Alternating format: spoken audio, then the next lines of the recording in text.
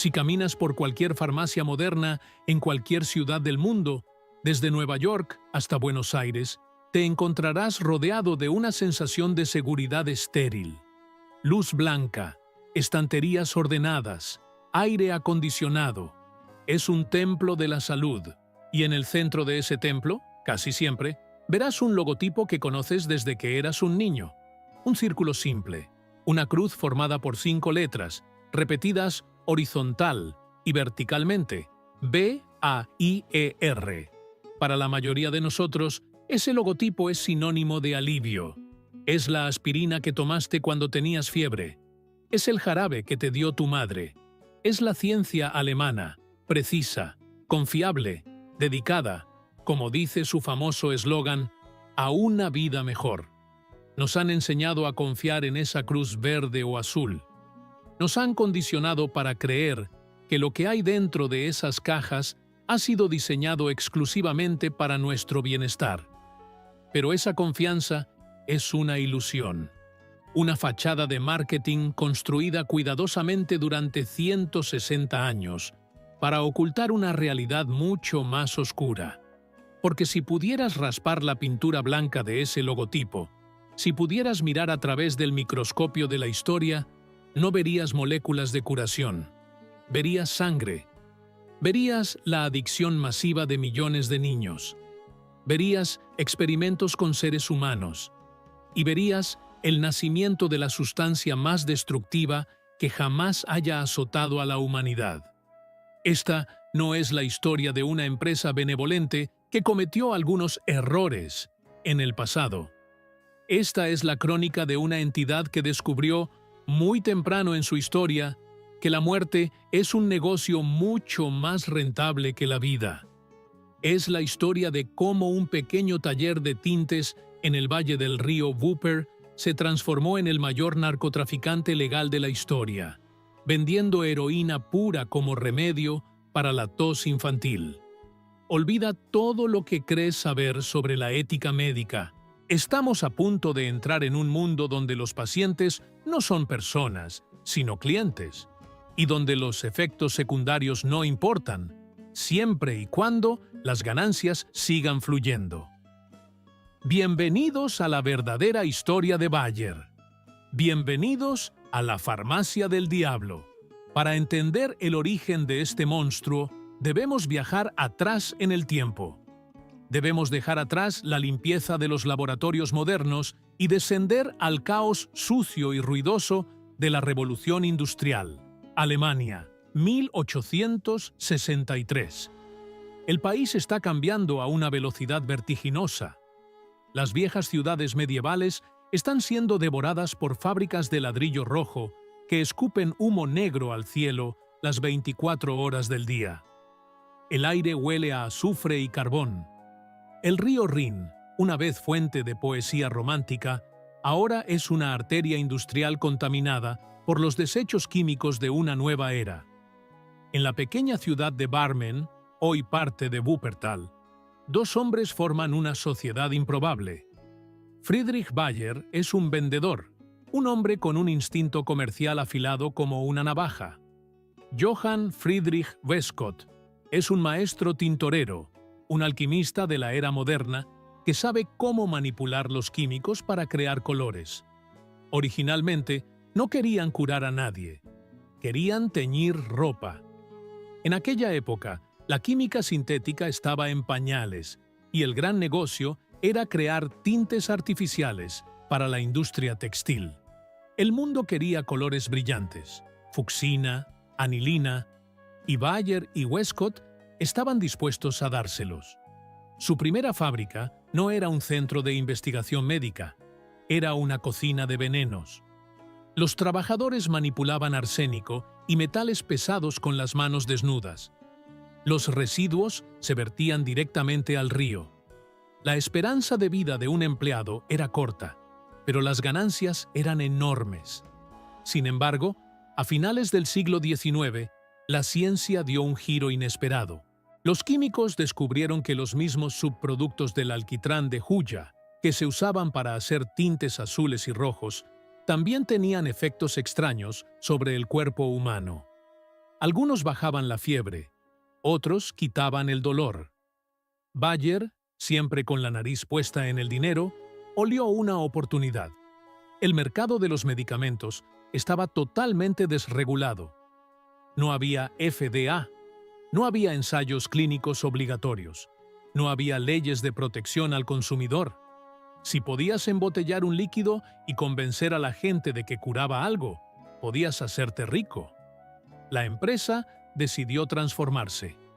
Construyeron un nuevo complejo masivo en Elberfeld. Contrataron a un ejército de químicos jóvenes y ambiciosos, dándoles una sola orden: inventen cosas que podamos patentar. No buscaban la verdad científica, buscaban propiedad intelectual. Querían moléculas que les pertenecieran exclusivamente. En este ambiente de fiebre del oro química, entra en escena nuestro protagonista trágico, un hombre cuyo nombre debería ser tan famoso como el de Louis Pasteur o Alexander Fleming, pero que la historia ha relegado a una nota al pie ambigua. Su nombre era Felix Hoffmann. Felix Hoffmann no parecía un villano.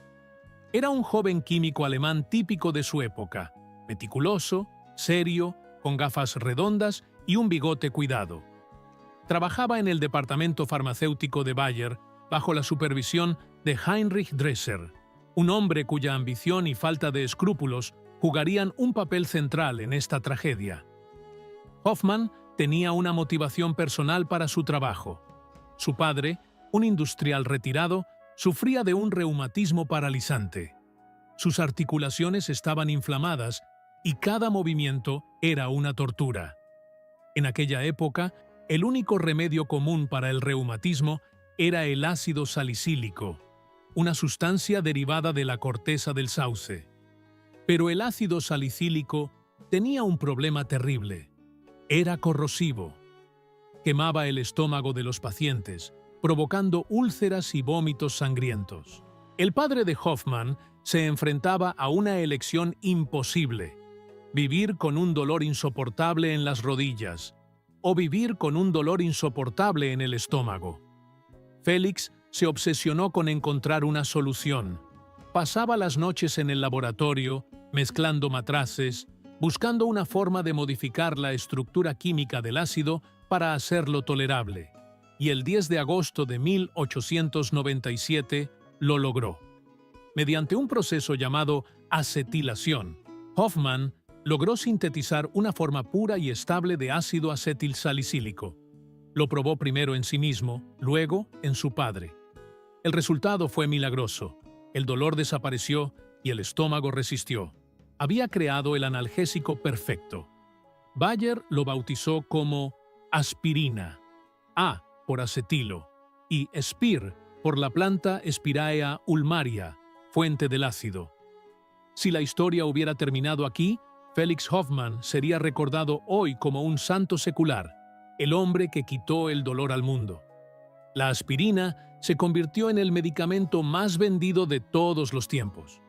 Una pastilla mágica que no solo aliviaba el dolor, sino que, como descubriríamos décadas después, prevenía infartos. Era el ángel blanco de la farmacología.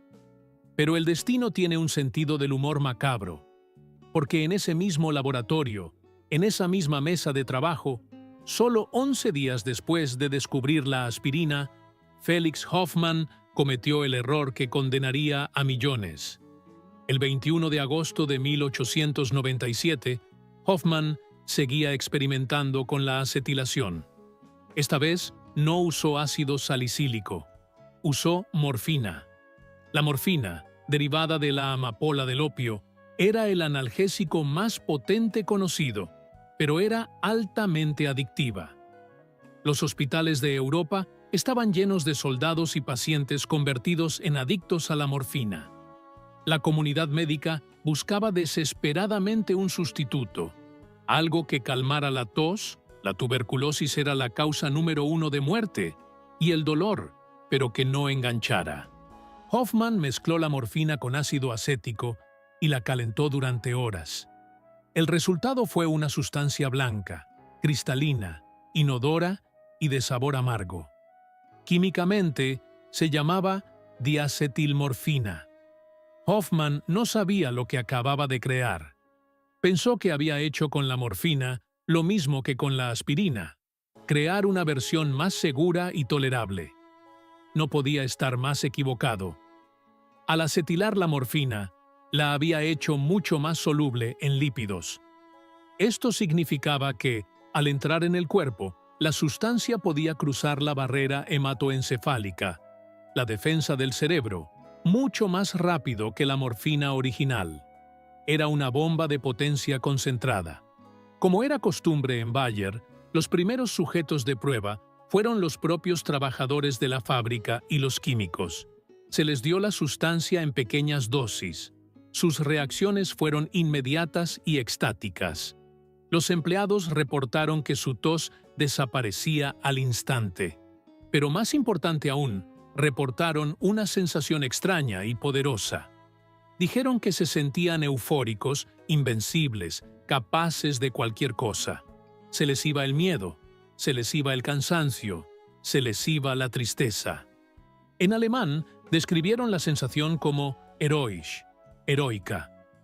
Heinrich Dresser, el jefe de Hoffman, vio los informes y sus ojos brillaron.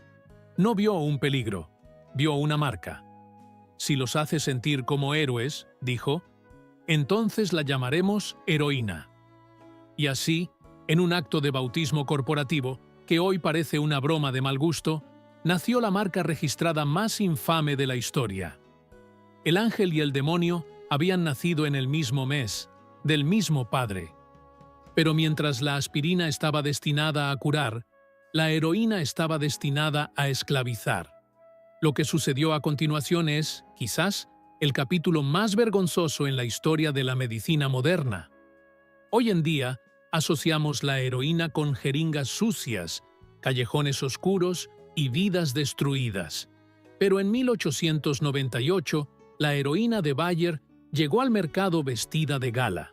Bayer lanzó una campaña de publicidad global que haría palidecer a las agencias de marketing actuales. No vendieron la heroína como un último recurso para pacientes terminales. La vendieron como un medicamento familiar. Imagina abrir una revista de salud de la época. Pasas la página y ves una ilustración conmovedora. Una madre joven, con el cabello recogido, sosteniendo una cuchara frente a la boca de un niño pequeño que llora. El texto, en tipografía elegante, dice: la tos desaparece, el niño duerme tranquilo. Heroína Bayer, el sedante seguro para la tos. Bayer envió miles de muestras gratuitas a médicos en Europa y Estados Unidos. Regalaban viales de heroína pura a los doctores para que los probaran con sus pacientes. Y la recomendación oficial de la compañía era escalofriante. Se sugería su uso para la bronquitis, el asma, la tuberculosis e incluso para los cólicos menstruales. Pero la mentira más grande, la que realmente convirtió esto en un crimen, fue la afirmación de seguridad. Heinrich Dresser, el jefe de laboratorio que recibía regalías por cada gramo de heroína vendido, publicó artículos científicos afirmando categóricamente que la heroína no era adictiva. Es más, Bayer tuvo la audacia de comercializar la heroína como la cura para la adicción a la morfina. La lógica era perversa. Si tienes un paciente adicto a la morfina, dale heroína. Es más potente, así que necesita menos cantidad. Y como no es adictiva, podrás curarlo. Fue como intentar apagar un incendio arrojando gasolina. Miles de adictos a la morfina se pasaron a la heroína, descubriendo con horror que la nueva droga era infinitamente más difícil de dejar. El remedio de Bayer convirtió una crisis médica en una epidemia social.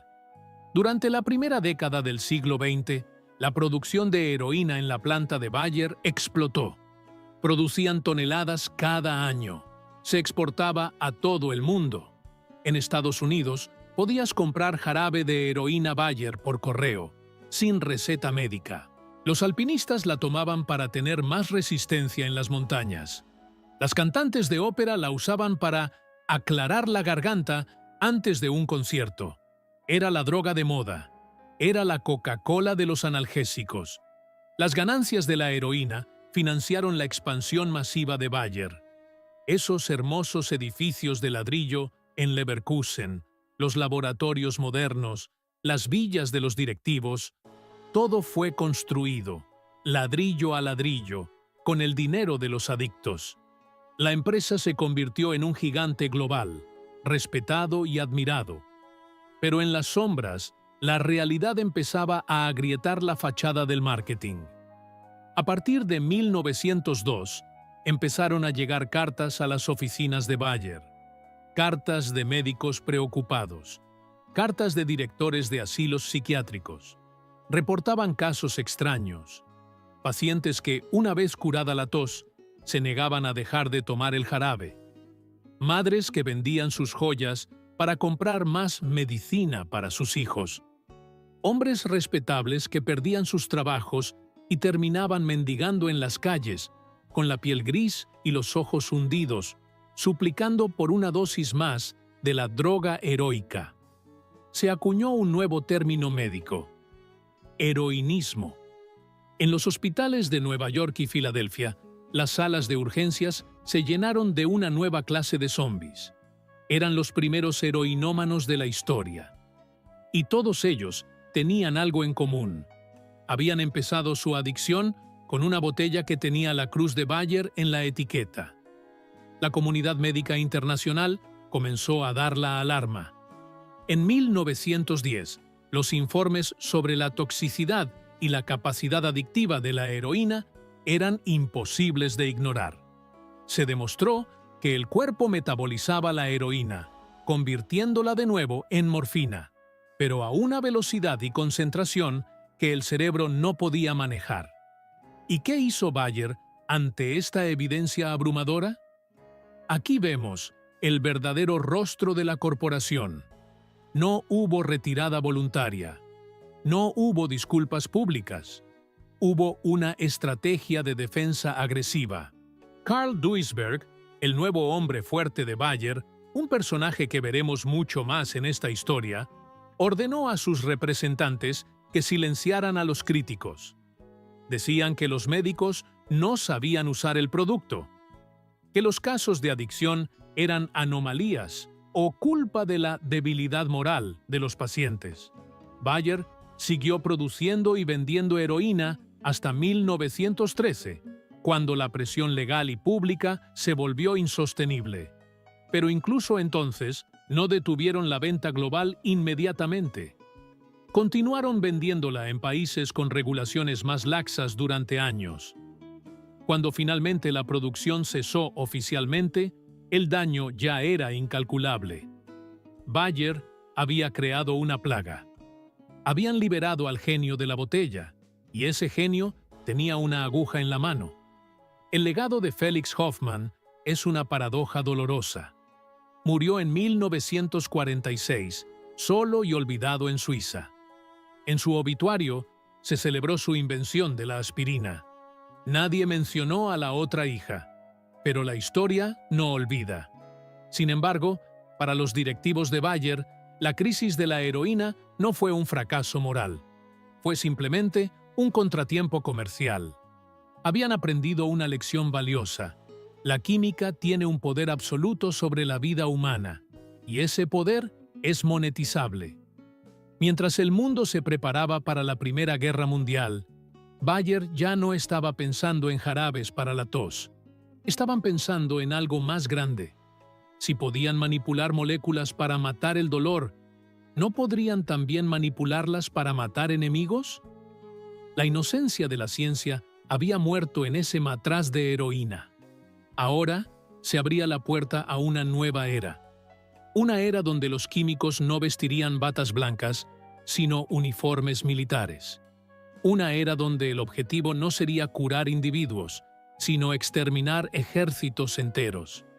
En el próximo capítulo, dejaremos los hospitales civiles y entraremos en las trincheras llenas de barro de Ypres. Veremos cómo el Consejo de Dioses de la industria química alemana se reunió para crear el arma definitiva.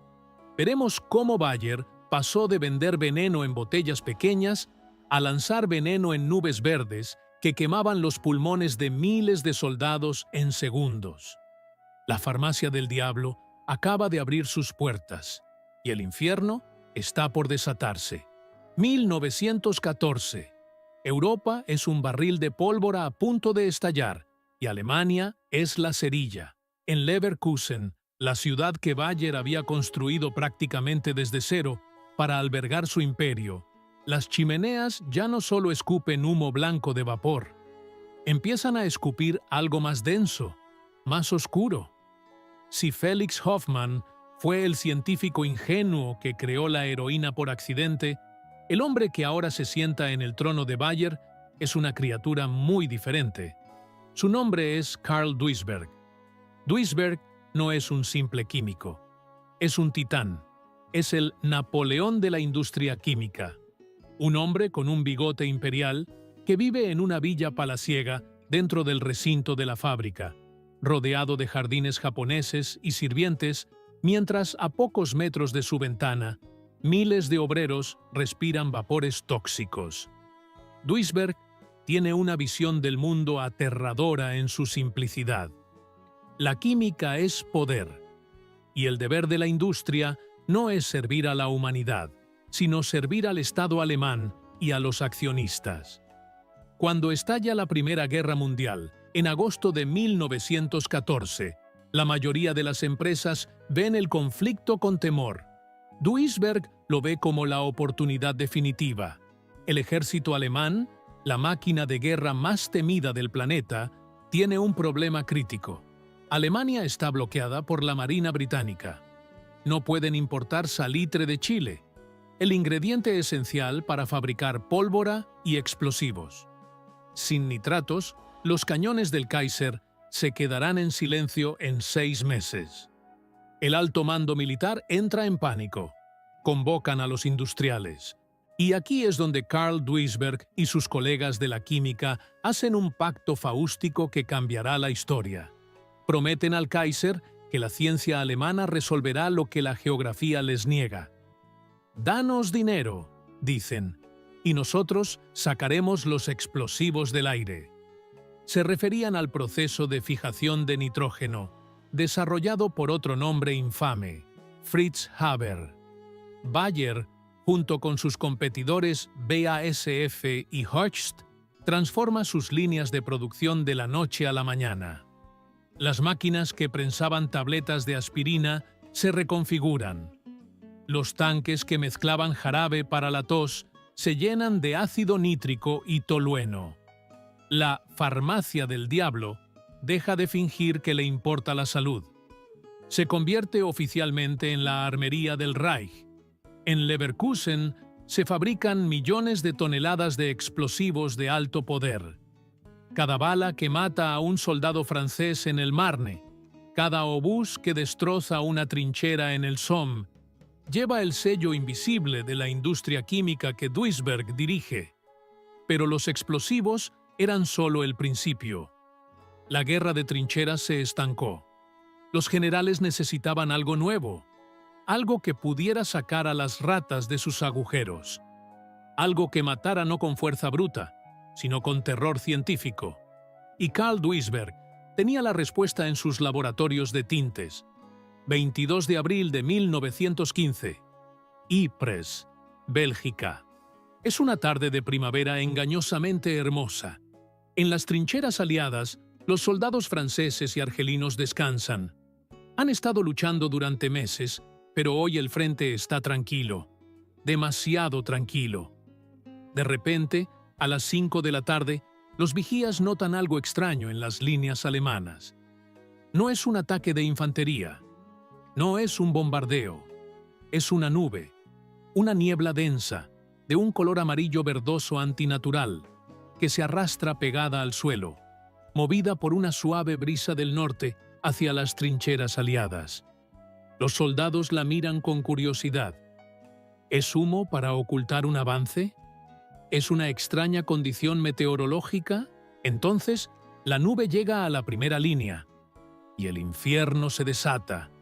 El aire se llena de un olor punzante, una mezcla de piña podrida y cloro de piscina concentrado 1000 veces.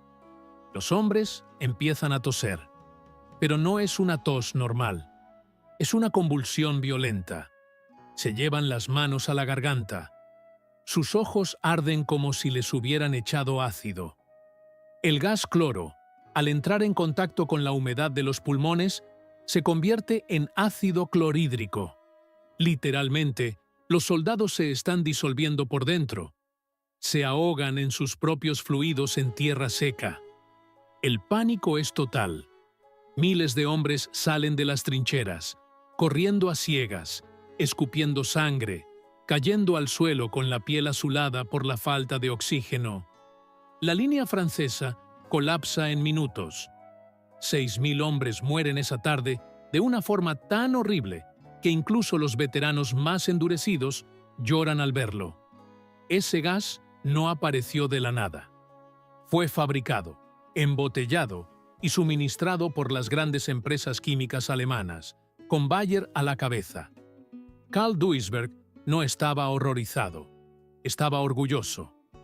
Visitó el frente personalmente para ver los resultados de su trabajo.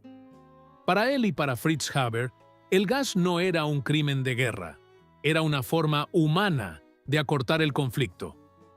La muerte por gas es más dulce que ser despedazado por una granada, decían en sus clubes privados mientras fumaban puros. Bayer se volcó completamente en la producción de armas químicas. En sus fábricas se creó una escuela de guerra química. Sí, una escuela corporativa. Allí, los oficiales del ejército alemán no aprendían a curar. Aprendían la mejor manera de dispersar veneno según la dirección del viento. Los científicos de Bayer, los mismos que habían buscado la cura para el reumatismo, ahora calculaban la densidad necesaria de fosgeno para matar a un batallón en 3 minutos. La escalada fue rápida y brutal. El cloro era fácil de detectar, así que inventaron algo peor: el fosgeno, un gas invisible que huele a heno recién cortado y que mata horas después de haberlo respirado, cuando los pulmones se llenan de líquido mientras la víctima duerme. Y luego llegó el rey de los horrores, el gas mostaza, también conocido como la Cruz Amarilla. Este gas, producido masivamente en las plantas de Bayer, no necesitaba ser respirado. Era un agente vesicante. Si tocaba tu piel, te quemaba. Si tocaba tu ropa, la atravesaba. Los soldados que sobrevivían a los ataques de mostaza quedaban ciegos, con el cuerpo cubierto de ampollas gigantescas llenas de pus amarillo, tosiendo trozos de su propio revestimiento bronquial. Era una tortura química diseñada para durar semanas antes de la muerte. Durante 4 años, la ciencia alemana, financiada por los marcos de Bayer y sus socios, convirtió los campos de Europa en un laboratorio de exterminio. Y mientras los soldados morían, las acciones de la compañía subían. La guerra era, ante todo, un negocio excelente. 1918. Alemania pierde la guerra. El Kaiser huye. El Tratado de Versalles intenta poner de rodillas a la nación. Los aliados confiscan las patentes de Bayer.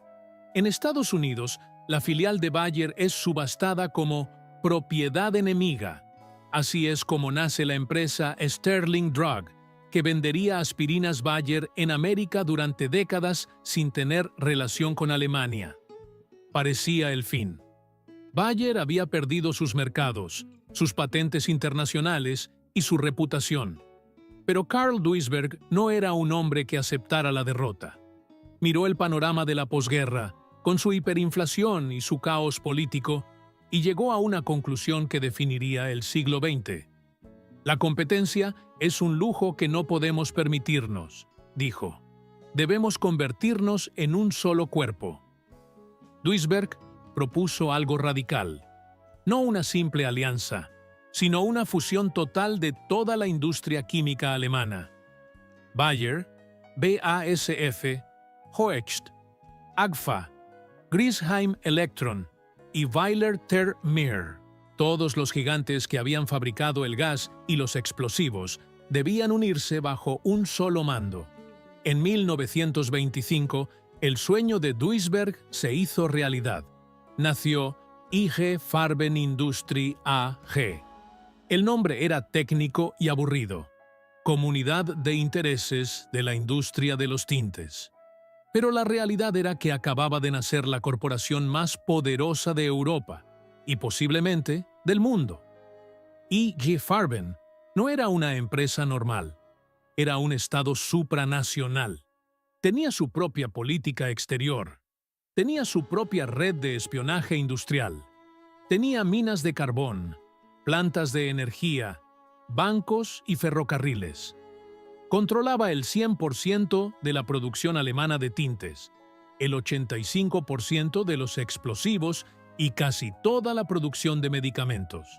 Si eras un alemán en 1925, IG Farben era dueño de tu vida.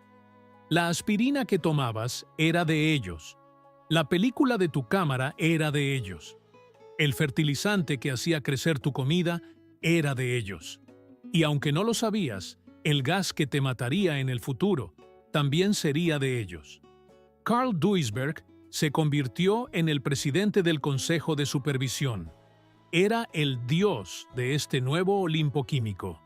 Construyó el edificio de oficinas más grande de Europa en Frankfurt, el edificio IG Farben, una estructura colosal de travertino y mármol que gritaba poder y dominación. Los ascensores no paraban en todos los pisos. Los directivos estaban físicamente por encima de los empleados. En estas oficinas de Frankfurt, el Consejo de Dioses, como se llamaban a sí mismos los directores, comenzó a planificar el futuro. No les importaba la República de Weimar, no les importaba la democracia, les importaba el orden, la eficiencia y el beneficio. Y a finales de los años 20, empezaron a notar a un político agitador en Múnich. Un hombre con un bigote pequeño y una voz hipnótica que hablaba de restaurar la grandeza de Alemania, de romper las cadenas de Versalles y de conquistar espacio vital en el este. Al principio, los aristócratas corporativos de IG Farben miraron a Adolf Hitler con desdén. Lo consideraban un vulgar cabo bohemio. Pero Carl Duisberg y sus sucesores eran pragmáticos. Escucharon lo que Hitler prometía: rearmamento, autosuficiencia, eliminación de los sindicatos comunistas. Hitler necesitaba caucho sintético para sus camiones, porque Alemania no tenía colonias tropicales. Necesitaba gasolina sintética para sus tanques, porque Alemania no tenía petróleo. Y solo había una entidad en el mundo capaz de crear esos milagros a escala industrial: IG Farben. La química y el nazismo estaban hechos el uno para el otro. Ambos creían en la superioridad técnica. Ambos creían en la remodelación del mundo a través de la voluntad y la ciencia. Y ambos carecían completamente de compasión humana. En 1932, un año antes de que Hitler tomara el poder, tuvo lugar una reunión crucial. Los directivos de IG Farben abrieron sus chequeras, financiaron la campaña electoral del partido nazi con millones de marcos. Fue la mejor inversión de su historia. Cuando Hitler se convirtió en canciller, IG Farben se convirtió en la empresa del régimen. Y Bayer, como uno de los pilares fundadores del cartel, estaba lista para su acto más oscuro. Habían pasado de la heroína al gas mostaza. Ahora se preparaban para algo aún peor: la esclavitud industrial y el genocidio mecanizado. El escenario estaba listo. La fábrica de Auschwitz estaba a punto de ser dibujada en los planos. Y el gas Zyklon B, un simple pesticida azul, esperaba en los almacenes su terrible destino. Berlín, 20 de febrero de 1933. La noche es gélida, pero dentro de la residencia oficial del presidente del Reichstag, el ambiente es eléctrico. Hermann Göring ha convocado a la élite industrial de Alemania. Los hombres más ricos del país, Los dueños de las chimeneas y las minas se bajan de sus limusinas oscuras. Entre ellos, caminando con la seguridad de quien se sabe dueño del futuro, están los directivos de IG Farben, con el espíritu de Karl Duisberg flotando sobre ellos. Adolf Hitler entra en la sala. No grita, no gesticula como en las plazas públicas. Habla con calma a los hombres de negocios. Les promete orden. Les promete que los sindicatos serán aplastados. Les promete que el ejército alemán volverá a ser el más grande del mundo. Pero, sobre todo, les pide algo: dinero. Fondos para la campaña electoral que consolidará su poder absoluto. Los directivos de IG Farben no dudan. Ellos son pragmáticos. Saben que la guerra que Hitler planea requerirá productos químicos a una escala nunca vista. Esa noche, el cartel químico firma un cheque de 400.000 marcos imperiales. Es la donación más grande de la noche. Es el pago inicial de una sociedad que convertirá a los laboratorios de Bayer y sus socios en los arquitectos de una pesadilla industrial. A partir de ese momento, la distinción entre el Estado nazi e IG Farben desaparece. Se convierten en una sola entidad. El gobierno proporciona el capital y los objetivos. La empresa proporciona la ciencia y la ejecución. Hitler sabe que sin los químicos de Leverkusen y Frankfurt, sus tanques se detendrían por falta de combustible y sus soldados marcharían descalzos por falta de caucho. IG Farben se convierte en el Ministerio de Química del Tercer Reich. Pero mientras los ingenieros diseñan procesos para sintetizar gasolina a partir de carbón, en los departamentos de pesticidas se está gestando un horror de una naturaleza diferente. Un horror que no se mide en octanos, sino en vidas humanas por minuto. Regresemos por un momento a los laboratorios de Bayer en los años 20. Allí, un equipo de científicos había perfeccionado un producto para la higiene pública: el Zyklon B. Eran pequeñas perlas de yeso impregnadas de cianuro de hidrógeno. Se usaba para desinfectar cuarteles, barcos y trenes. Era un veneno extremadamente eficaz contra los piojos, portadores del tifus. Por ley, el Zyklon B debía contener un agente de advertencia, una sustancia química irritante que desprendía un olor acre y hacía llorar los ojos. Era una medida de seguridad esencial. Si un humano olía eso, sabía que debía correr. Era la diferencia entre un pesticida y un arma química. Sin embargo, en 1941, cuando los líderes nazis en la conferencia de Wannsee decidieron que el asesinato masivo debía ser industrializado, los pedidos de Zyklon B que llegaban a Degesch, la filial controlada por IG Farben, empezaron a cambiar. Las SS hicieron una petición técnica inusual. Pidieron que el Zyklon B fuera fabricado sin el agente de advertencia. Querían un gas que fuera inodoro. Querían que las víctimas no supieran que estaban muriendo hasta que fuera demasiado tarde. Los directivos de IG Farben podrían haber dicho que no. Podrían haber alegado regulaciones de seguridad o ética médica, pero no lo hicieron. Al contrario, aceleraron la producción. Entendieron perfectamente para qué se usaría un pesticida inodoro en un campo de concentración. El gas que una vez salvó vidas al matar piojos, ahora iba a ser la herramienta principal para el exterminio de millones. Cada lata de Zyklon B que llegaba a Auschwitz llevaba un sello de beneficio para IG Farben. La muerte se convirtió en un producto de consumo masivo, con facturas, plazos de entrega y controles de calidad. La farmacia del diablo había encontrado su producto estrella, el asesinato por catálogo. Pero el gas era solo una parte del negocio. IG Farben tenía un proyecto mucho más ambicioso. Querían construir la planta química más grande de la historia de la humanidad. Una ciudad industrial que fuera el orgullo de la tecnología alemana. La llamaron la planta de Buna, el nombre de su caucho sintético. Buscaban un lugar con 3 características: acceso a vías ferroviarias, abundancia de agua y una fuente inagotable de mano de obra barata. Encontraron el sitio perfecto en la Alta Silesia, cerca de un cruce de caminos llamado Oświęcim. Allí, I.G. Farben no solo colaboró con el campo de concentración de Auschwitz, ellos construyeron su propio campo. Se llamó Auschwitz III o Monowitz. Fue el primer campo de concentración de la historia financiado, construido y gestionado por una empresa privada. Una corporación farmacéutica y química era ahora dueña de esclavos. Imagina la escala de la construcción. Miles de toneladas de acero, kilómetros de tuberías, reactores gigantescos que se elevaban como catedrales de metal. Y debajo de esas estructuras, una masa de seres humanos convertidos en piezas de repuesto. Los prisioneros que llegaban en los trenes de ganado eran sometidos a una selección inmediata. Los que eran considerados aptos para el trabajo no eran enviados a las cámaras de gas de las SS. Todavía.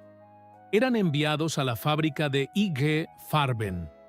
Eran alquilados por la empresa al Estado nazi por una tarifa diaria, 4 marcos por un trabajador especializado, 3 marcos por un peón. Para la gerencia de Bayer e I.G. Farben, estos hombres y mujeres eran calorías que se transformaban en trabajo. La lógica era brutalmente simple. Un prisionero debía producir más valor en trabajo del que costaba su comida y su alojamiento. Y como la comida era agua sucia, con peladuras de patata, y el alojamiento eran barracones de madera infestados de ratas, el beneficio era inmenso. La esperanza de vida en Monowitz era incluso menor que en otros campos. El trabajo en la construcción de la planta de Buna era agotador. Los prisioneros tenían que cargar sacos de cemento de 50 kilos mientras corrían, bajo los latigazos de los capataces alemanes. Si un hombre se caía y no podía levantarse, el capataz hacía una señal. El hombre era apartado y enviado en el siguiente camión a Auschwitz II, Birkenau, para ser gaseado con el Zyklon B, producido por la misma empresa para la que acababa de trabajar. Era una máquina de reciclaje humano perfecta y aterradora. Es en este punto donde entramos en los archivos secretos de Bayer que mencionamos antes. Debemos detenernos en ellos porque representan el colmo de la deshumanización científica.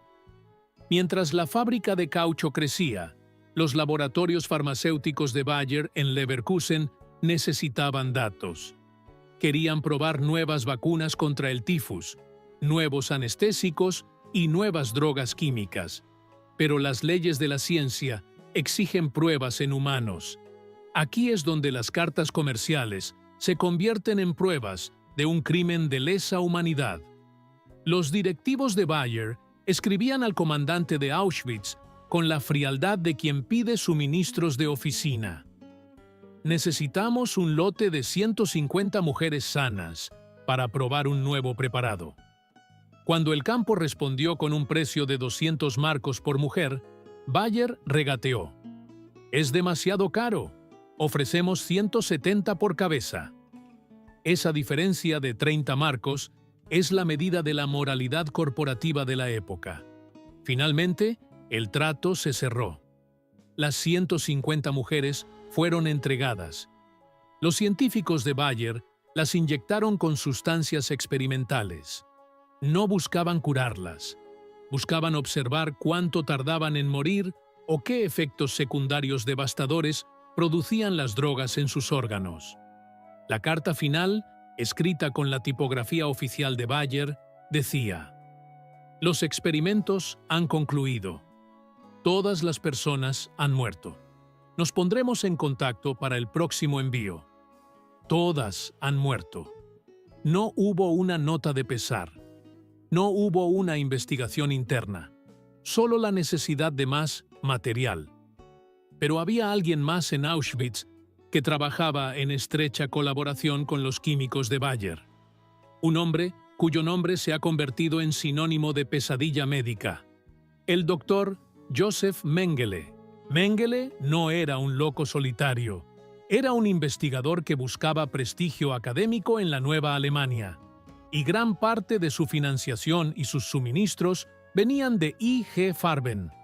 La empresa le suministraba medicamentos experimentales para que los probara en gemelos y niños. Mengele, a cambio, enviaba órganos humanos, muestras de sangre y notas detalladas de sus autopsias a los laboratorios de la empresa para su análisis. Había un flujo constante de tejidos humanos viajando desde los crematorios de Auschwitz hasta los microscopios de los científicos de Bayer. La ciencia para una vida mejor se había convertido en ciencia para una muerte eficiente. A medida que la guerra avanzaba hacia su final inevitable, la planta de Buna en Auschwitz nunca llegó a producir un solo gramo de caucho sintético. Los bombardeos aliados y las dificultades técnicas lo impidieron. Pero eso no significó que I.G. Farben perdiera dinero. La empresa cobraba por cada fase del proceso. Cobraban por la construcción. Cobraban por el gas Ciclón B vendido a las SS para las cámaras de gas. Cobraban por los experimentos médicos. Auschwitz fue, para Bayer y sus socios, una inmensa operación de facturación basada en el exterminio. Los ejecutivos vivían en una burbuja de lujo. Mientras a pocos kilómetros sus esclavos morían de hambre, ellos celebraban cenas de gala en los comedores de la fábrica, brindando con champán por los nuevos avances técnicos. Estaban convencidos de que eran los dueños del nuevo orden mundial. Creían que la historia la escriben los vencedores, y ellos se sentían invictos. Incluso cuando el Ejército Rojo estaba a pocos kilómetros de la fábrica en enero de 1945, la mayor preocupación de los directivos era destruir los archivos. Miles de documentos fueron quemados. Las pruebas de la compra de las 150 mujeres, los contratos de suministro de gas, las fotos de las inspecciones de la gerencia a los barracones de los esclavos. Todo debía desaparecer. Pero la burocracia alemana era demasiado eficiente para su propio bien. Muchas copias de estas cartas se guardaron en otros departamentos.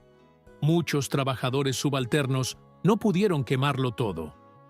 Y cuando los soldados aliados finalmente entraron en Leverkusen y Frankfurt, descubrieron el rastro de papel de la farmacia del diablo. La liberación de Auschwitz reveló al mundo una fábrica de I.G. Farben rodeada de cadáveres. Los fiscales americanos, liderados por Telford Taylor, no podían creer lo que veían. No estaban juzgando a militares brutos, estaban juzgando a los hombres más cultos y educados de Alemania. Doctores en química, expertos en finanzas, líderes de la industria. En 1947 comenzó el juicio a I.G. Farben en Nuremberg. Fue el sexto de los juicios secundarios. El fiscal Taylor fue contundente en su apertura. Estos hombres no son simplemente criminales de guerra, son los facilitadores necesarios del mal. Sin I.G. Farben, Hitler no habría tenido el gas para sus cámaras, ni el caucho para sus tanques, ni la gasolina para sus aviones. Ellos son los verdaderos arquitectos del Holocausto. Los directivos de Bayer se sentaron en el banquillo. Se veían indignados. Argumentaron que ellos solo eran hombres de negocios, siguiendo órdenes.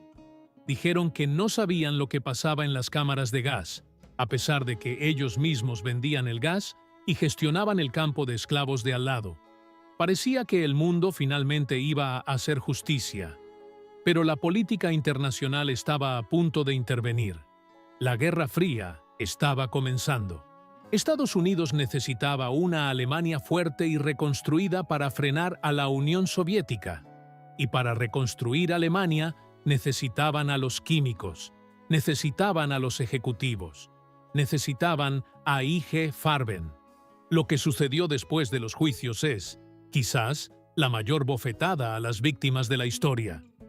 El veredicto fue asombrosamente leve. Muchos de los directivos que habían firmado las órdenes de compra de esclavos fueron condenados a solo unos pocos años de prisión. Otros fueron absueltos, Y lo más increíble, la orden de disolver IG Farben terminó resultando en el renacimiento de sus partes originales. En 1952, Bayer volvió a nacer como una empresa independiente. Los mismos hombres que habían gestionado el horror durante la guerra simplemente se quitaron el uniforme del cartel y se pusieron el traje de la nueva Bayer. Fritz Termeer, un directivo de IG Farben, condenado por esclavitud y asesinato masivo en Nuremberg, salió de la cárcel después de solo 5 años por buena conducta. ¿Y qué hizo? Fue nombrado presidente del Consejo de Supervisión de Bayer. El hombre que supervisó el horror de Auschwitz estaba de vuelta al mando de la ciencia para una vida mejor. La farmacia del diablo no solo sobrevivió a la guerra, se hizo más fuerte. Lavaron su imagen con el milagro económico alemán. Convirtieron sus laboratorios de guerra en laboratorios de pesticidas modernos y medicinas de consumo masivo. El mundo decidió olvidar, porque necesitaba las pastillas y los químicos de Leverkusen. Pero la sombra de Auschwitz nunca abandonó a la compañía. El ADN de una corporación no se borra con un cambio de nombre o una campaña de marketing. Los métodos de manipulación, la falta de ética y la prioridad absoluta del beneficio sobre la vida humana seguirían apareciendo en las décadas siguientes, en escándalos de sangre contaminada y herbicidas tóxicos. En la próxima parte, veremos cómo la Bayer de la posguerra conquistó el mundo, ocultando su pasado nazi bajo una montaña de publicidad, mientras se preparaba para nuevos crímenes en la era moderna. El diablo ya no vestía uniforme de las SS, ahora vestía bata de laboratorio y sonrisa corporativa. Esta es la parte 4 de 6. En esta entrega nos adentramos en la gran amnesia de la posguerra. Es la historia de cómo la justicia se arrodilló ante la conveniencia política y cómo los hombres que deberían haber pasado el resto de sus vidas tras las rejas por crímenes contra la humanidad, terminaron recuperando sus oficinas de lujo y sus títulos de presidente. Para alcanzar la extensión y profundidad que buscas, este guión profundiza en la psicología de la Guerra Fría, los detalles de los juicios de Nuremberg y el descarado regreso de los criminales de guerra al mando de la nueva Bayer. 1945. Alemania es un paisaje lunar de ladrillos triturados, humo y silencio. En Leverkusen, las chimeneas de Bayer han dejado de rugir. Los edificios, que una vez fueron la vanguardia de la ciencia mundial, están parcialmente en ruinas, marcados por las cicatrices de los bombardeos aliados. El Consejo de Dioses ha caído de su Olimpo. Los directivos que ayer brindaban por la eficiencia de Auschwitz, hoy se esconden en sus sótanos, quemando archivos frenéticamente mientras escuchan el rugir de los tanques americanos cruzando el Rin. Parecía que el mundo finalmente iba a ajustar cuentas con la farmacia del diablo. Los soldados aliados que entraron en los complejos de IG Farben encontraron algo más que laboratorios. Encontraron pruebas de una depravación que desafiaba toda lógica. Encontraron las facturas del gas Zyklon B. Encontraron las cartas de compra de las 150 mujeres de Auschwitz por 170 marcos cada una. Encontraron informes de investigación que detallaban cuánto tardaba en colapsar un pulmón humano bajo el efecto de sus gases. El general Dwight D. Eisenhower, al ver la magnitud de la complicidad industrial con el Holocausto, fue tajante. Ordenó que IG Farben fuera disuelta por completo. La empresa es una amenaza para la paz mundial, dijo. Los planes originales eran desmantelar cada tubería, vender cada reactor y prohibir para siempre que esos hombres volvieran a fabricar ni una sola aspirina. El mundo pedía justicia, y la justicia parecía estar en camino. Pero mientras los escombros de la guerra aún estaban calientes, un nuevo miedo empezó a filtrarse por las grietas de la diplomacia internacional. un miedo que Bayer y sus directivos supieron explotar con una maestría maquiavélica. La Guerra Fría estaba naciendo. El telón de acero estaba cayendo sobre Europa. Y de repente, Estados Unidos y Gran Bretaña se dieron cuenta de algo incómodo. Para frenar el avance de la Unión Soviética, necesitaban que Alemania Occidental fuera una potencia económica de nuevo. Y para que Alemania fuera una potencia, necesitaban a los químicos, necesitaban a los gestores, necesitaban a los mismos hombres que habían servido a Hitler. La justicia estaba a punto de ser sacrificada en el altar de la conveniencia geopolítica. La farmacia del diablo estaba a punto de recibir una segunda oportunidad, y lo haría con un cinismo que dejaría al mundo boquiabierto. En agosto de 1947 comenzó el que debería haber sido el juicio definitivo contra el poder corporativo, el juicio a I. G. Farben. Fue el sexto de los 12 juicios celebrados ante los tribunales militares estadounidenses en Nuremberg. En el banquillo de los acusados no había militares de uniforme, sino 24 de los ejecutivos más brillantes y educados de Alemania. Doctores, ingenieros, financieros. La élite de Bayer, BASF y Hoechst. El fiscal jefe, Telford Taylor, abrió el caso con palabras que aún resuenan en los archivos de la historia. Estos hombres no son simplemente criminales de guerra en el sentido tradicional. Son los tecnócratas del exterminio, sin su ciencia, sin su logística, sin su ambición corporativa. Hitler nunca habría podido llevar a cabo sus planes de conquista y genocidio. Los cargos eran abrumadores. Planificación de una guerra de agresión, saqueo de propiedades en los países ocupados, esclavitud masiva y asesinato. Las pruebas de lo ocurrido en la planta de Buna, en Auschwitz-Monowitz, eran irrefutables. Los fiscales presentaron documentos firmados por los propios acusados, donde se discutía la tasa de mortalidad de los prisioneros como una simple variable de producción. Pero los acusados no mostraron ni un ápice de remordimiento. Se presentaron ante el tribunal con trajes impecables, con una arrogancia que indignaba a los supervivientes presentes en la sala. Su defensa fue una obra maestra de la manipulación legal. Argumentaron que ellos eran simples hombres de negocios, que no tenían poder sobre las decisiones políticas. Dijeron que no sabían para qué se usaba el Zyklon B, a pesar de que ellos mismos gestionaban las filiales que lo distribuían. Afirmaron que el uso de esclavos fue una orden de las SS que no podían desobedecer sin arriesgar sus propias vidas. Nosotros solo seguíamos las leyes de la economía de guerra, dijeron.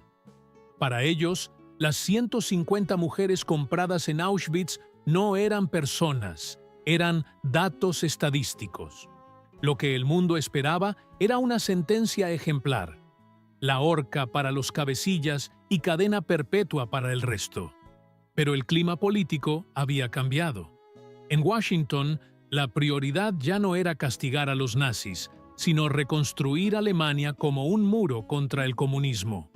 Los jueces americanos, influenciados por este cambio de vientos, dictaron sentencias que fueron recibidas con horror por las víctimas. De los 24 acusados, 10 fueron absueltos por completo. Los otros 13 recibieron penas ridículas de entre 1 y 8 años de prisión. Y lo más insultante, el tiempo que ya habían pasado bajo custodia se restó de sus condenas. El mensaje era claro. El crimen corporativo, incluso cuando implica genocidio, tiene un precio muy bajo si eres útil para los nuevos dueños del mundo. Fritz Termeer, el directivo que supervisó personalmente la construcción de la fábrica de esclavos en Auschwitz y que defendió el uso de prisioneros argumentando que no estaban acostumbrados a trabajar de todos modos, fue condenado a solo 7 años. Salió de la cárcel en 1950, después de cumplir menos de 3 años por buena conducta. La farmacia del diablo no solo había sobrevivido al juicio, había ganado. El camino estaba despejado para la resurrección. 1951.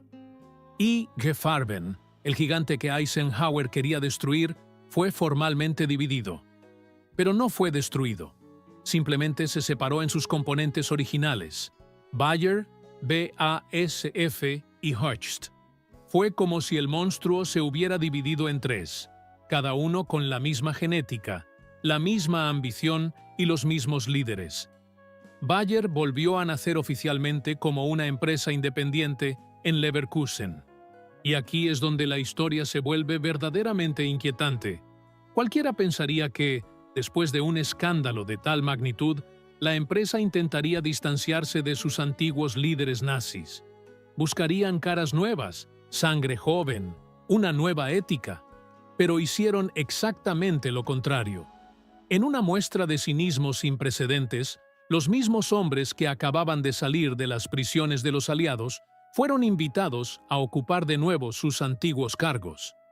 Fritz Termeer, el hombre que compraba mujeres en Auschwitz, el criminal de guerra convicto, no se escondió en el exilio. En 1956 fue nombrado presidente del Consejo de Supervisión de Bayer. Sí, el hombre que supervisó el holocausto industrial era ahora el rostro de la nueva Bayer democrática. No fue el único. La lista de directivos de la Bayer de la posguerra parece un censo de los juicios de Nuremberg.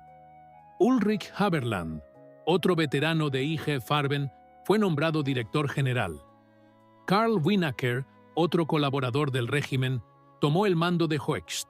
La farmacia del diablo no solo seguía abierta, los mismos farmacéuticos estaban de vuelta en el mostrador. Comenzó entonces la mayor operación de lavado de imagen de la historia corporativa. Bayer necesitaba que el mundo olvidara las cámaras de gas y recordara la aspirina. Invirtieron sumas astronómicas en publicidad. El eslogan «Ciencia para una vida mejor» se grabó en la mente de los consumidores. La cruz de Bayer volvió a brillar en los estadios, en las farmacias de todo el mundo y en las vallas publicitarias de Nueva York a Tokio. Recuperaron sus patentes internacionales. Pelearon en los tribunales para volver a ser dueños de la marca aspirina en todos los mercados. Se presentaron ante el mundo como el símbolo del milagro económico alemán. Una empresa de científicos pacíficos dedicada al progreso y a la salud de la humanidad. Leverkusen se convirtió de nuevo en una ciudad próspera, y la gente que vivía allí, muchos de los cuales habían trabajado en la fábrica durante la guerra, guardó silencio. El pasado fue enterrado bajo una montaña de marcos alemanes y promesas de prosperidad. Pero el ADN de una corporación no se cambia con una campaña de marketing. La cultura de la empresa, esa cultura de beneficio a cualquier costo, heredada de Carl Duisberg y los varones de I. G. Farben, seguía intacta en los pasillos de Leverkusen. Y en los años 60, esa falta de escrúpulos volvería a manifestarse en una serie de desastres que demostrarían que el diablo nunca se fue. Solo cambió su uniforme de la CSS por una bata de laboratorio blanca y una sonrisa de vendedor.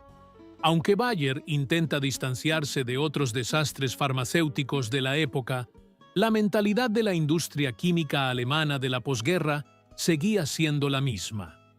Un ejemplo clave de esta época es el escándalo de la talidomida, comercializada en Alemania como Contergan. Aunque el fabricante original fue Grünenthal, la red de patentes, químicos y marketing de la época estaba dominada por la Escuela de Leverkusen.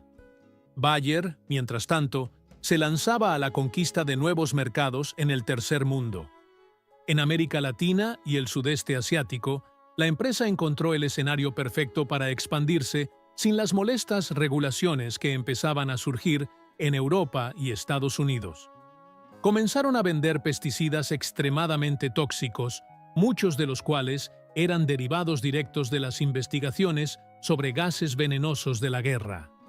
A los agricultores de Brasil y Colombia Se les vendieron sustancias químicas que eran letales no solo para los insectos, sino para los seres humanos. Los mismos químicos que habían calculado la toxicidad del Zyklon B ahora calculaban la potencia de los organofosforados. Miles de trabajadores rurales se enfermaron, sufrieron malformaciones y murieron, mientras los representantes de ventas de Bayer aseguraban, al igual que hicieron con la heroína en 1900, que sus productos eran completamente seguros si se usaban correctamente. La empresa también empezó a diversificarse en el mundo de los productos sanguíneos y las vacunas. Y aquí, en los años 70 y 80, se gestaría uno de sus crímenes más modernos y letales. Un crimen que demostraría que, para la farmacia del diablo, una vida humana seguía teniendo el mismo valor que tenía en Auschwitz: el precio de un beneficio trimestral. Al llegar a finales de los años 60, Bayer era de nuevo una de las empresas más grandes y respetadas del planeta. Fritz Termeer murió en 1967 como un ciudadano distinguido, colmado de honores y riquezas. En su funeral, se le recordó como un pionero de la industria y un visionario de la química. Ni una sola palabra sobre las 150 mujeres. Ni una sola mención a los esclavos de Monowitz. La amnesia era total. Bayer había logrado lo imposible: separar su producto de su historia. Millones de personas en todo el mundo tomaban sus medicamentos cada día, sin saber que los cimientos de esa empresa estaban construidos sobre una fosa común. La cruz de Bayer se había convertido en un símbolo de esperanza, mientras que el gas que fabricaron seguía siendo el símbolo del horror absoluto. Pero la historia no es una línea recta de progreso. Es un círculo que siempre vuelve al punto de partida. La arrogancia de los directivos, la convicción de que estaban por encima de la ley y la moral, prepararía el terreno para el siguiente gran horror. Porque en los laboratorios de Bayer, un nuevo virus estaba a punto de cruzarse con la codicia corporativa. En la próxima parte, entraremos en la era moderna. Narraremos el espeluznante escándalo de la sangre contaminada con VIH, donde Bayer vendió conscientemente medicina mortal a miles de niños hemofílicos solo para no perder su inversión. Veremos cómo el espíritu de Auschwitz sobrevivió en los años 80 y 90, y cómo la farmacia del diablo siguió cobrando vidas mientras el mundo miraba hacia otro lado. A finales de los años 70, Bayer ya no era una empresa que intentaba redimirse. Era una potencia mundial indiscutible. La cruz de Bayer dominaba el mercado global de la salud. Habían dejado atrás el hollín de las fábricas de carbón para entrar en la era de la biotecnología y la medicina de precisión. Sus laboratorios eran templos de cristal donde se diseñaban soluciones para problemas que antes se consideraban sentencias de muerte. Uno de esos problemas era la hemofilia, una enfermedad genética cruel que impide que la sangre coagule. Para un hemofílico, un pequeño golpe en la rodilla puede significar una hemorragia interna insoportable. Un simple corte puede ser fatal. Durante siglos, estos pacientes vivieron con miedo, entrando y saliendo de los hospitales, con una esperanza de vida extremadamente corta. Pero entonces, la división biológica de Bayer, conocida en Estados Unidos como Cotter Biological, presentó un medicamento milagroso: el factor 8. Era un concentrado de proteínas extraído del plasma humano. Para los hemofílicos, el factor 8 era la libertad. Podían inyectarse ellos mismos en casa y llevar una vida normal. El producto era tan valioso y tan caro de producir que en los círculos financieros se le llamaba oro líquido. Las ganancias para Bayer eran masivas, pero la producción de este oro ocultaba un secreto sucio en su cadena de suministro. Para fabricar una sola dosis de factor 8, Bayer necesitaba el plasma de miles de donantes, y para maximizar sus beneficios, la empresa no siempre buscaba los donantes más saludables. En un sistema que recordaba la falta de ética de sus años fundacionales, la empresa obtenía plasma de poblaciones de alto riesgo, prisioneros en cárceles de Estados Unidos, adictos a las drogas en barrios marginales y personas en países del tercer mundo que vendían su sangre por unos pocos dólares para poder comer.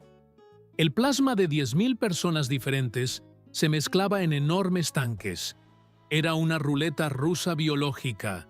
Si un solo donante entre esos 10.000 tenía una enfermedad viral, todo el lote quedaba contaminado. Bayer lo sabía. Sus científicos entendían perfectamente el riesgo de hepatitis y otros virus, pero el negocio era demasiado rentable para detenerse por posibilidades estadísticas. Y entonces, a principios de los años 80, un nuevo fantasma apareció en el horizonte: el VIH. El virus del SIDA estaba empezando a diezmar poblaciones, y nadie sabía exactamente cómo se transmitía, hasta que los hemofílicos empezaron a morir. Para 1983, la evidencia era innegable. El factor 8 de Bayer estaba transmitiendo el SIDA a sus pacientes. Los niños hemofílicos, que habían sido tratados con el producto para poder jugar y correr como los demás, estaban dando positivo en las pruebas del VIH. Fue una tragedia de proporciones bíblicas. Las familias que habían confiado en la cruz de Bayer para salvar a sus hijos ahora los veían consumirse por una enfermedad sin cura. Bayer y Cutter Biological se enfrentaron a un dilema corporativo. Podían retirar el producto inmediatamente, perder millones de dólares en inventario y admitir el error. O podían intentar salvar su inversión. En 1984, Bayer desarrolló un nuevo proceso técnico. Descubrieron que calentar el concentrado de factor 8 eliminaba el virus del VIH, haciendo que el medicamento fuera seguro. Era una victoria de la ciencia. Inmediatamente empezaron a vender el nuevo producto calentado en Estados Unidos y Europa Occidental. Los pacientes en Nueva York, Londres y Berlín estaban a salvo. Pero aquí es donde la farmacia del diablo reveló su verdadero rostro, el mismo que había mostrado en los años de la heroína y en los barracones de Auschwitz. Bayer todavía tenía en sus almacenes millones de dólares en factor 8 viejo, producto que sabían, con total certeza científica, que estaba contaminado con el virus del SIDA. Tenían dos opciones: destruirlo y asumir las pérdidas, o venderlo en lugares donde las leyes fueran más débiles y la gente estuviera más desesperada. Eligieron la segunda opción. Documentos internos de la empresa, que saldrían a la luz años después en investigaciones periodísticas y juicios masivos, mostraron una estrategia comercial que solo puede describirse como criminal. Mientras Bayer vendía el producto seguro en los países ricos, seguía exportando el producto contaminado a Hong Kong, Taiwán, Malasia, Argentina y México. Imagina ser un ejecutivo de Bayer en 1985. Tienes frente a ti un informe que dice que el lote de factor 8 destinado a Taiwán tiene una alta probabilidad de contener el VIH. Sabes que hay un producto nuevo y seguro disponible en la habitación de al lado, pero también sabes que si envías el producto viejo, los números de la empresa a final de mes se verán mucho mejor. Bayer no solo envió el producto, luchó para que las autoridades de esos países no exigieran el producto seguro. En Hong Kong y Taiwán, los representantes de la empresa argumentaron que el producto viejo era igualmente seguro y que el nuevo era demasiado caro. Engañaron activamente a los médicos y a los ministerios de salud locales. El resultado fue una masacre silenciosa. Miles de hemofílicos en Asia y América Latina fueron infectados conscientemente por la empresa. Muchos de ellos eran niños. En Taiwán, más de 100 hemofílicos contrajeron el SIDA directamente por el medicamento de Bayer. En Hong Kong, la cifra fue similar. Cuando los activistas y las familias de las víctimas empezaron a hacer preguntas, la respuesta de Bayer fue la misma que usaron en los juicios de Nuremberg: negación y ofuscación. Dijeron que en ese momento la ciencia no era clara, a pesar de que sus propios documentos internos decían exactamente lo contrario. Dijeron que habían actuado éticamente según los estándares de la época. La crueldad de esta decisión es difícil de procesar. No era un error técnico, era una decisión contable. Para Bayer, la vida de un niño en Malasia o en Argentina valía menos que el costo de desechar un lote de medicamento viejo. Fue el espíritu de I.G. Farben reencarnado en la era de la globalización. La idea de que ciertas poblaciones son prescindibles si el beneficio corporativo es lo suficientemente alto. A finales de los años 90, el escándalo finalmente estalló en la prensa internacional, gracias a investigaciones del New York Times y otros medios. Bayer se enfrentó a una avalancha de demandas legales, pero una vez más, la farmacia del diablo demostró que sabe cómo manejar el sistema. En lugar de ir a juicio y arriesgarse a que sus ejecutivos terminaran en prisión, o a que la verdad completa se grabara en el registro público, Bayer utilizó su inmenso poder financiero para silenciar el problema. Pagaron cientos de millones de dólares en acuerdos extrajudiciales a las víctimas y sus familias. Pero estos acuerdos tenían una trampa. Venían con cláusulas de confidencialidad estrictas. Las víctimas recibían el dinero para sus tratamientos médicos, pero a cambio se les prohibía hablar con la prensa o admitir que Bayer era culpable. La empresa compró el silencio de los moribundos. Nunca hubo una disculpa pública sincera. Nunca hubo un ejecutivo procesado por asesinato o negligencia criminal. Para Bayer, el escándalo de la sangre contaminada fue simplemente otro costo de hacer negocios.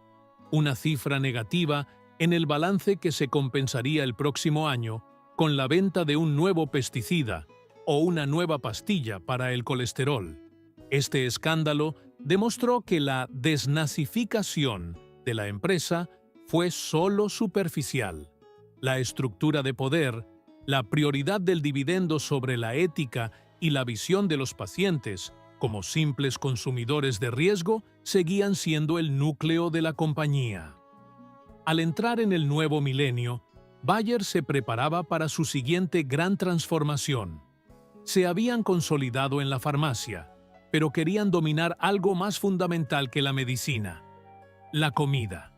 Querían controlar lo que el mundo come, desde la semilla hasta el plato. Para lograr esto, la farmacia del diablo puso sus ojos en otra empresa, con una reputación tan oscura como la suya. Una empresa americana que había creado el agente naranja y los PCBs. Una empresa llamada Monsanto. La unión de estos dos gigantes crearía el monopolio químico más poderoso y peligroso de la historia de la humanidad. Una entidad que no solo controlaría tus medicinas, sino también el ADN de tus alimentos. En la próxima y última parte, veremos el acto final de esta tragedia. Narraremos la compra de Monsanto, la batalla por el glifosato y cómo Bayer, después de 160 años de escándalos, guerras y muerte, sigue siendo una de las empresas más poderosas del mundo. Descubriremos que, tal vez, la cruz de Bayer no es un símbolo de ayuda, sino la marca de un imperio que nunca ha dejado de ver al ser humano como una simple mercancía. Al llegar al siglo XXI, la farmacia del diablo ya no se conformaba con dominar los hospitales y los botiquines. Sus líderes, herederos espirituales de la ambición de Karl Duisberg, entendieron que había algo más fundamental que la medicina para controlar a la humanidad: la comida. Si puedes controlar lo que la gente come, si puedes ser el dueño de la semilla antes de que toque la tierra, tienes un poder que ningún dictador del siglo XX pudo soñar. Bayer ya era un gigante en el sector de los pesticidas, pero quería el monopolio total. En el año 2016, iniciaron la operación más ambiciosa y arriesgada de su historia. Pusieron sus ojos sobre una empresa estadounidense cuya reputación era, quizás, la única en el mundo capaz de competir en oscuridad con el pasado nazi de IG Farben. Pusieron sus ojos en Monsanto. Monsanto no era una empresa cualquiera. Eran los creadores de los PCBs, sustancias químicas tóxicas que contaminaron los ríos del mundo durante décadas. Eran los creadores del agente naranja, el defoliante químico que devastó las selvas de Vietnam y dejó un legado de malformaciones y cáncer en miles de soldados y civiles. Eran los dueños de las semillas transgénicas y del herbicida más vendido del planeta, el Roundup, basado en una molécula llamada glifosato. Cuando Bayer anunció que compraría Monsanto por $63.000 millones, los analistas financieros lo llamaron una consolidación estratégica. Pero los defensores del medio ambiente y los historiadores lo llamaron el matrimonio del infierno. Se unían los inventores del gas Ciclón B con los inventores del agente naranja. Era la fusión definitiva del veneno europeo con el veneno americano. A pesar de las protestas globales, el trato se cerró en junio de 2018. Bayer, en un intento desesperado por limpiar la imagen de su nueva adquisición, hizo algo inaudito. Eliminó el nombre de Monsanto. La marca desapareció de la faz de la tierra, pero sus productos, sus empleados y, lo más importante, sus deudas legales, pasaron a formar parte de la familia Bayer.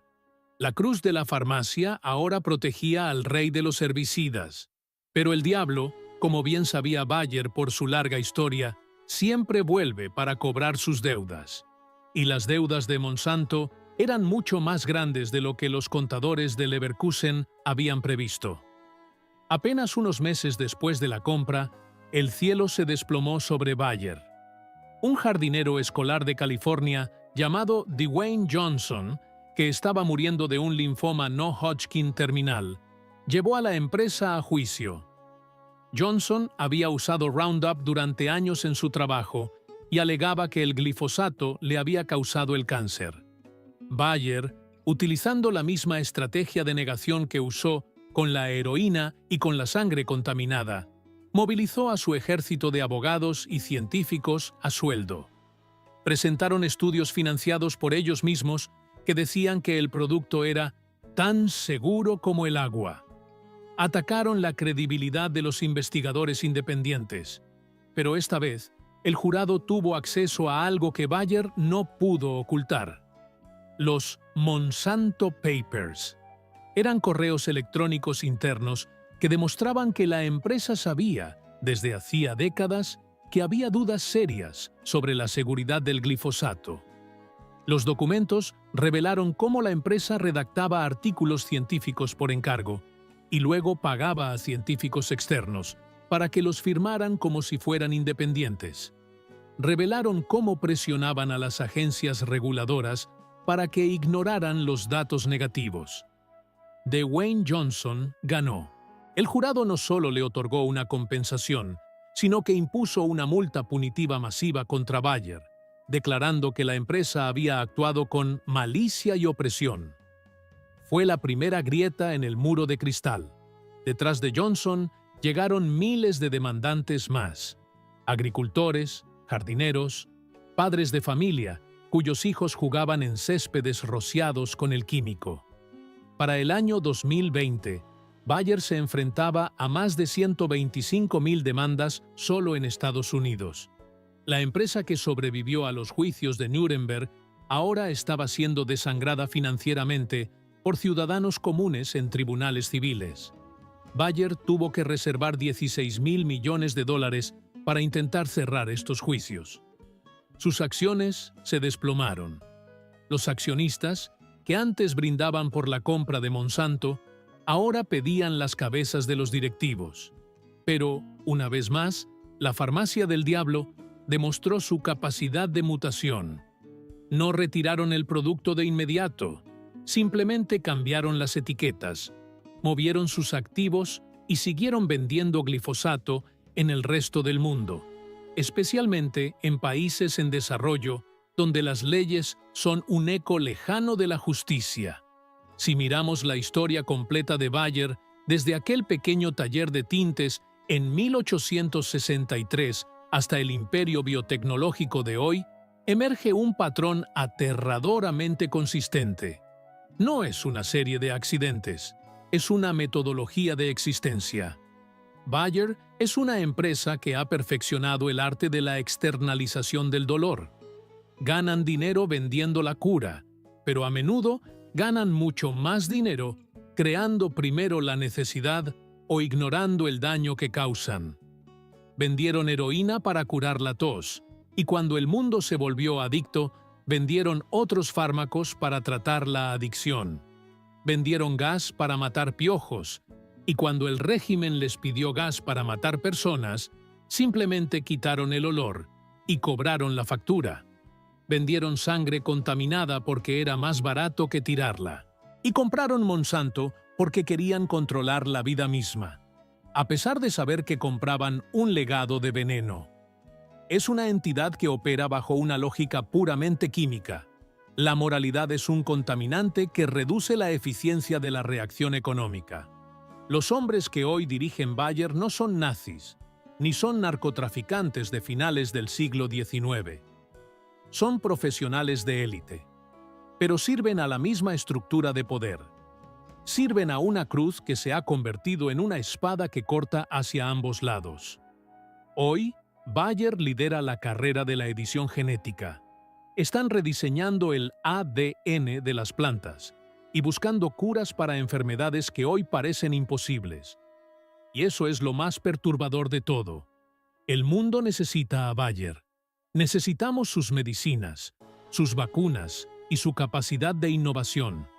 La farmacia del diablo se ha vuelto indispensable. Nos han hecho dependientes de ellos, tal como los pacientes de 1900 eran dependientes de su heroína.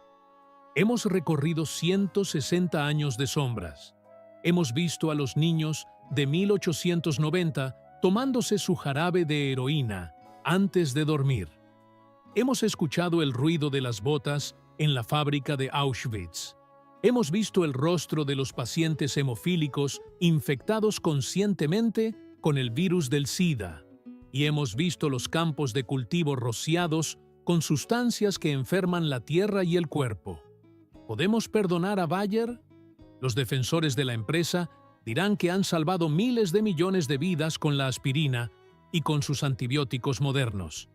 Dirán que no podemos juzgar a una empresa del siglo XXI por lo que hizo I.G. Farben en los años 40. Pero la historia no es un libro que se puede cerrar y tirar a la basura. La historia vive en los archivos, en las cicatrices de los supervivientes y en el comportamiento presente de las corporaciones. Una empresa que pone el beneficio por encima de la vida humana, una y otra vez, a través de 3 siglos diferentes, no está cometiendo errores. Está siguiendo su naturaleza. La próxima vez que entres en una farmacia y veas esa caja blanca con la cruz azul, detente un segundo. Recuerda que ese alivio que buscas ha sido financiado por un siglo de tragedias. Recuerda que la ciencia es una herramienta poderosa, pero en manos de la codicia ciega, se convierte en un arma de destrucción masiva. La farmacia del diablo sigue abierta. Sus luces son brillantes, sus suelos están limpios y sus empleados son amables. Pero en los sótanos de la memoria, el gas sigue fluyendo, la heroína sigue embotellada y el precio de una vida humana sigue siendo, para ellos, una simple cifra negociable en un balance trimestral. Esta es la verdadera historia de Bayer. Ciencia para una vida mejor, dicen. Pero después de lo que hemos visto, la pregunta sigue en el aire. ¿La vida de quién?